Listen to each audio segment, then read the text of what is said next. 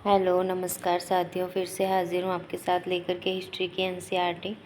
तो class 11th की history की एनसीईआरटी में हमारा चैप्टर चल रहा है आधुनिकीकरण के रास्ते। कल हमने चीन के बारे में पढ़ा और आज हम पढ़ेंगे चीन में साम्यवादी दल का उदय। 1937 में जब जापानियों ने चीन पर हमला किया तो कुओमिंतांग पीछे हट गया।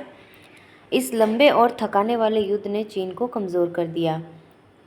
1945 और 1949 के दरमियान कीमतें 30% प्रति महीने की रफ्तार से बढ़ने लगी। महंगाई की दर हमने देखी थी किस तरह से बढ़ती हैं और इससे आम आदमी की ज़िंदगी तबाह हो गई।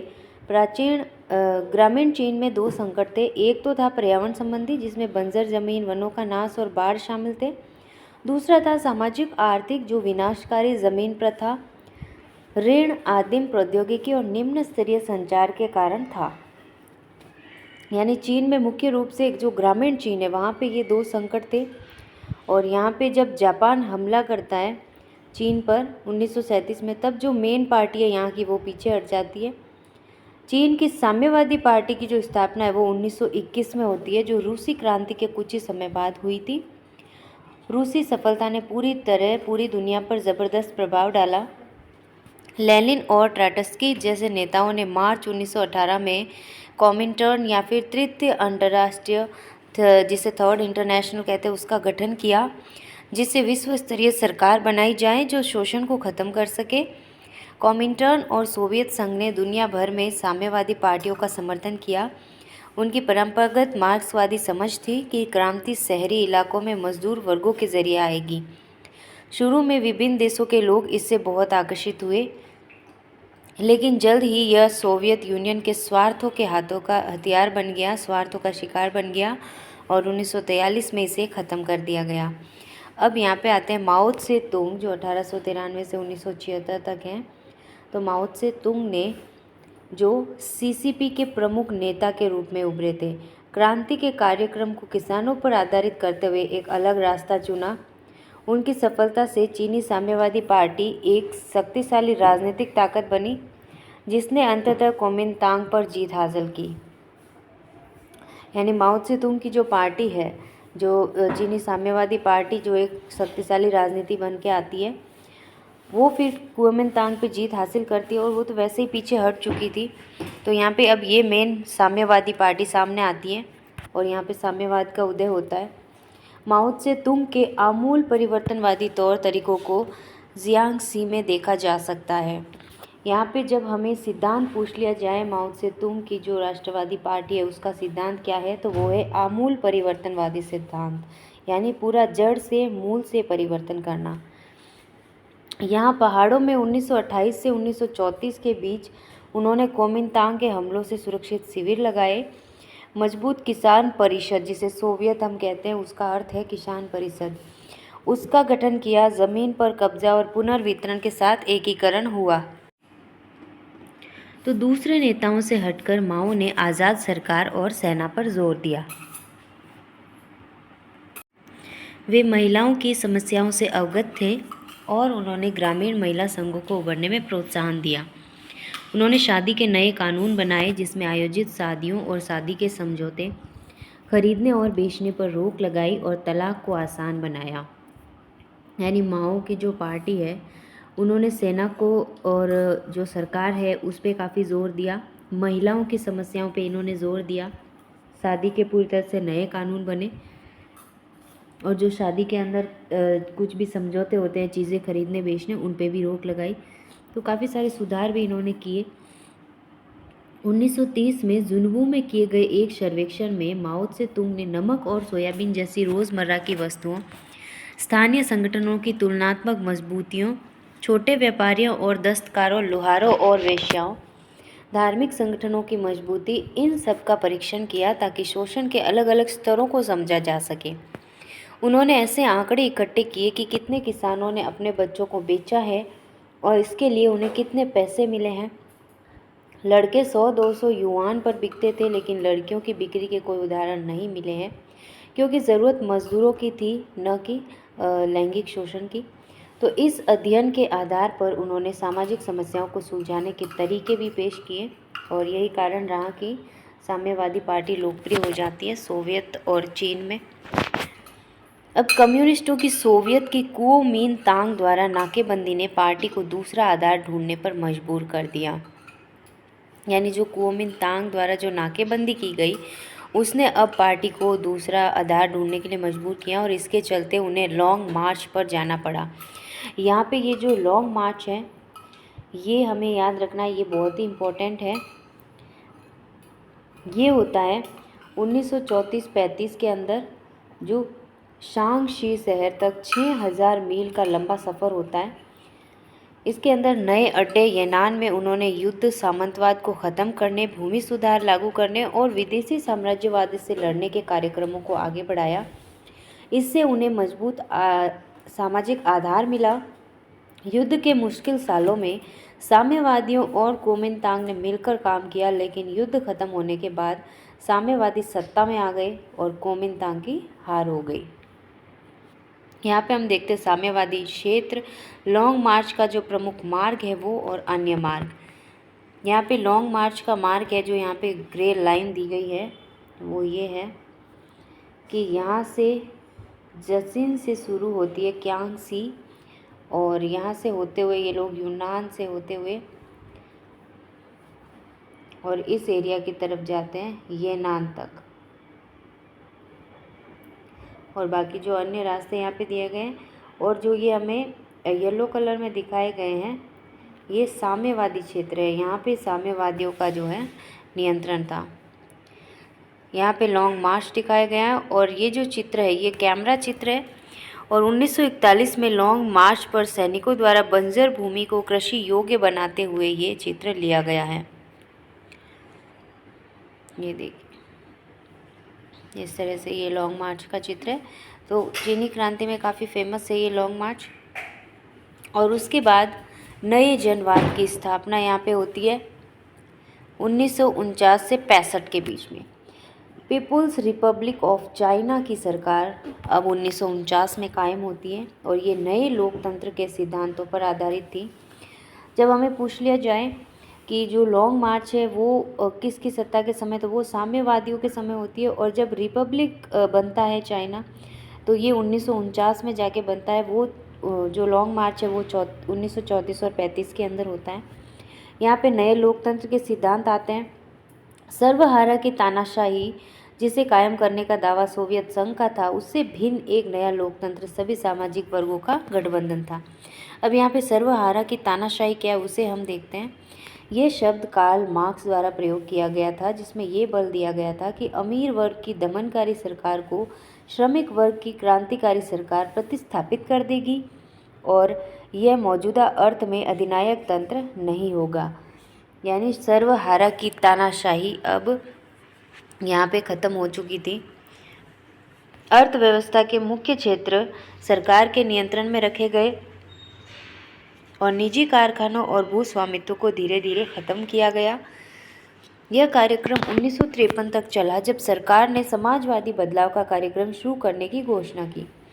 1958 में लंबी छलांग वाले आंदोलन की नीति के जरिए देश का तेजी से औद्योगिकीकरण करने की कोशिश की गई।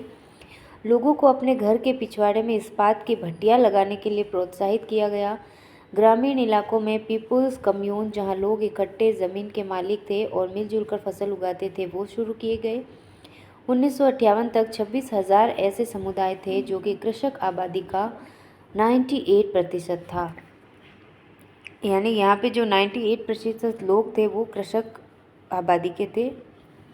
अब माओ पार्टी द्वारा निर्धारित लक्ष्यों को पाने के लिए जन समुदाय को प्रेरित करने में सफल रहे और उनकी चिंता समाजवादी व्यक्ति बनाने की थी, जिसकी 5 चीज़ें प्रिय होगी: पितृभूमि, जनता, काम, विज्ञान और जन संपत्ति। ये 5 चीज़ें हमें बहुत ज़रूरी हैं याद रखनी, क्योंकि जब माओ पार्टी है उसके जो समाजवादी व्यक्ति बनाने की 5 चीज़ें या 5 सिद्धांत हम कह सकते हैं वो ये है important.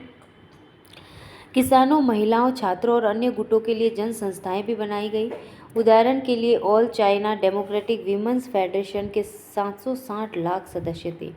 All China student federation के 32,90,000 सदस्य थे। लेकिन ये लक्ष्य और तरीके पार्टी में सभी लोगों को पसंद नहीं थे। 1953-54 में कुछ लोग औद्योगिक संगठनों और आर्थिक विकास की तरफ ज़्यादा ध्यान देने के लिए कह रहे थे। अब लियू शाओची और तंग शियाओफिंग ने कम्यून प्रथा को बदलने की कोशिश की, क्योंकि यह बहुत कुशलता से काम नहीं कर रही थी। घरों के पिछवाड़ों में बनाई गई स्टील औद्योगिक लिहाज से अनुपयोगी थी।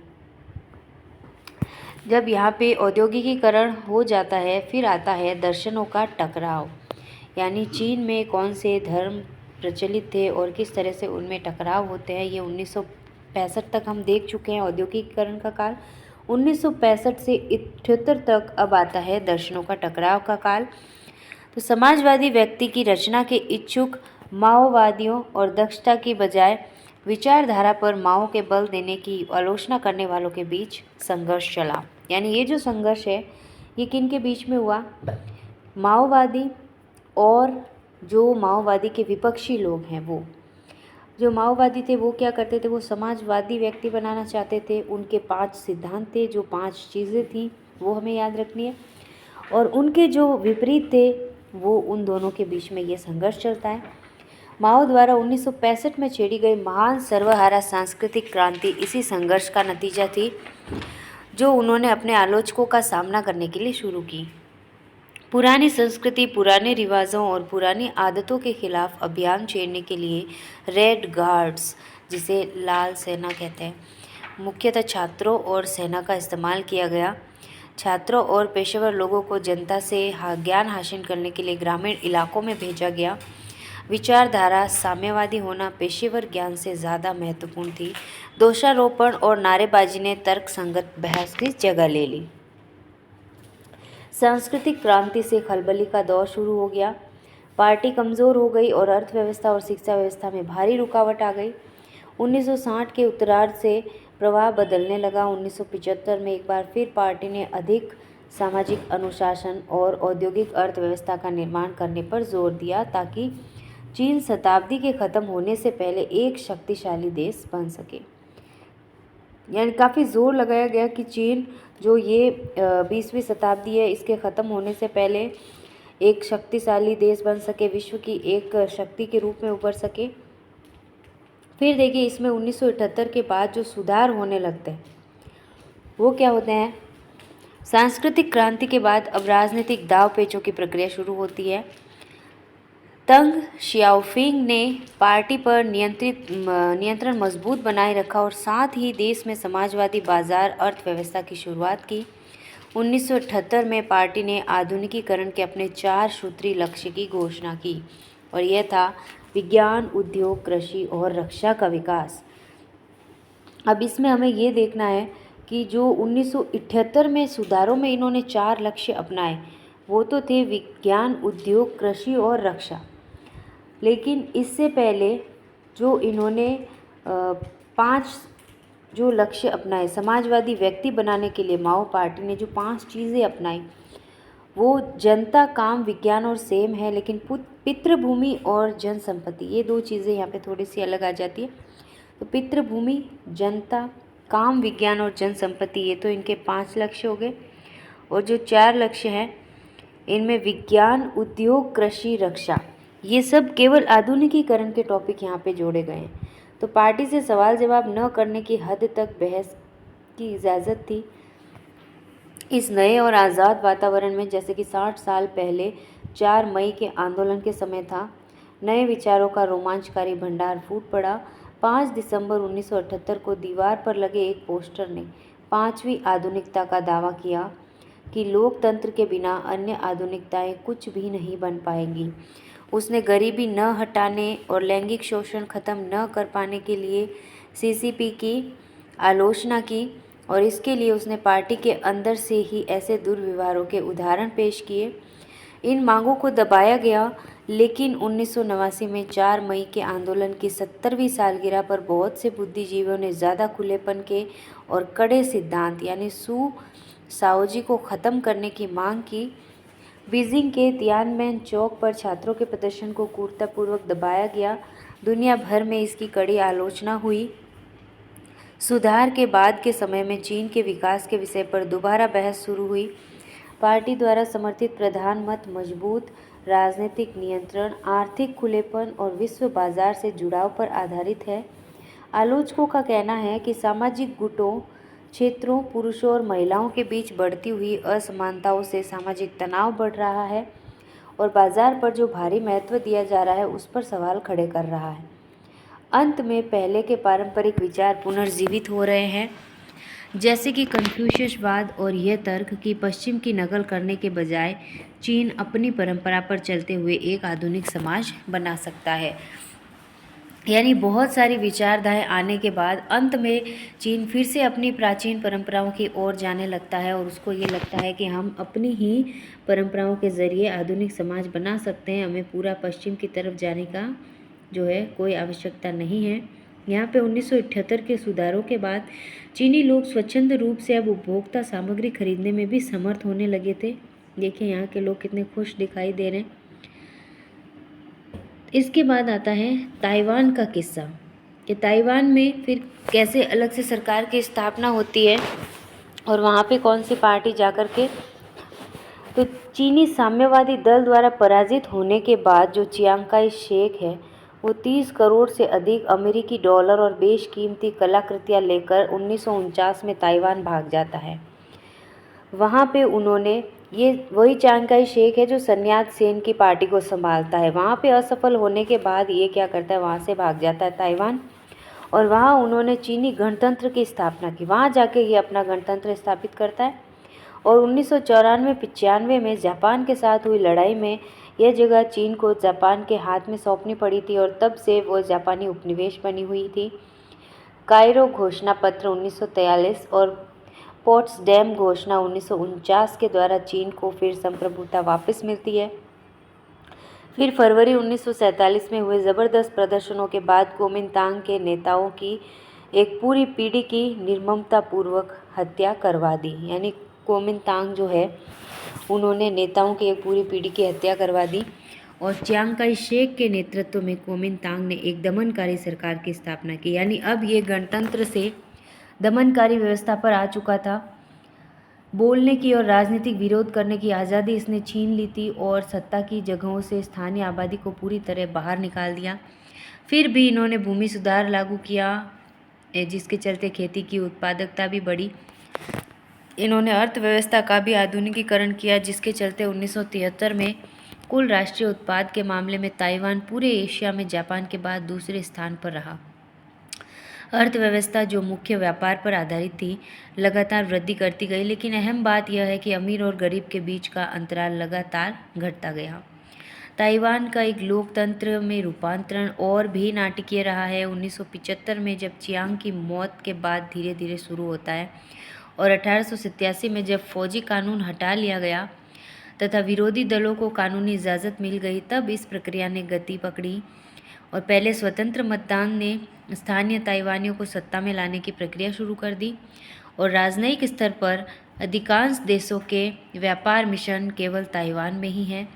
उनके द्वारा ताइवान में पूर्ण राजनयिक संबंध और दूतावास रखना संभव नहीं, क्योंकि ताइवान को चीन का ही एक हिस्सा माना जाता है। मुख्य भूमि के साथ पुनः एकीकरण का प्रश्न अभी भी विवादास्पद मुद्दा होकर रहा है। यद्यपि खाड़ी पार के संबंध चीन और ताइवान के मध्य अब सुधर रहे हैं, ताइवानी व्यापार और निवेश मुख्य भूमि में बड़े पैमाने पर हो रहा है और आवागमन भी कई अधिक सहज हो गया है। संभवतः चीन ताइवान को एक अर्ध स्वायत्त क्षेत्र के रूप में स्वीकार करने में सहमत हो जाएगा अगर ताइवान पूर्ण स्वतंत्रता के लिए कोई कदम उठाने से परहेज करता है। तो इस तरह से ताइवान चियांग काई शेक से किस तरह मुक्ति पाता है और उसके बाद हम देखेंगे कोरिया की कहानी कि ताइवान के बाद अब कोरिया के साथ क्या कुछ जापान करता है। तो इसको हम देखेंगे कोरिया के आधुनिकीकरण की कहानी नेक्स्ट वीडियो में। आज के लिए बस इतना ही साथियों, बहुत बहुत धन्यवाद आपका। नमस्कार।